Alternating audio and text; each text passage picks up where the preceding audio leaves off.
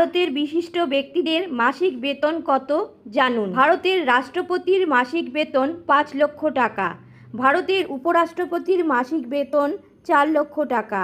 ভারতের প্রধানমন্ত্রীর মাসিক বেতন 2 লক্ষ টাকা। রাজ্যপালের মাসিক বেতন 3,50,000 টাকা। পশ্চিমবঙ্গের মুখ্যমন্ত্রীর মাসিক বেতন 2,10,000 টাকা। সাংসদের মাসিক বেতন 1 লক্ষ টাকা। ভারতের প্রধান বিচারপতির মাসিক বেতন 2,50,000 টাকা। পশ্চিমবঙ্গের বিধায়কদের মাসিক বেতন 50,000 টাকা। ভারতের বিভিন্ন রাজ্যের মুখ্যমন্ত্রীর এবং বিভিন্ন রাজ্যের বিধায়কদের মাসিক বেতন ভিন্ন ভিন্ন হয়ে থাকে। এক্ষেত্রে আমি পশ্চিমবঙ্গের মুখ্যমন্ত্রী এবং বিধায়কদের মাসিক বেতনের কথা উল্লেখ করলাম। যে বন্ধুরা যে রাজ্য থেকে দেখছেন তারা তাদের রাজ্যের মুখ্যমন্ত্রী এবং বিধায়কদের মাসিক বেতন জানা থাকলে তারা কমেন্ট বক্সে কমেন্ট করে জানাতে পারেন।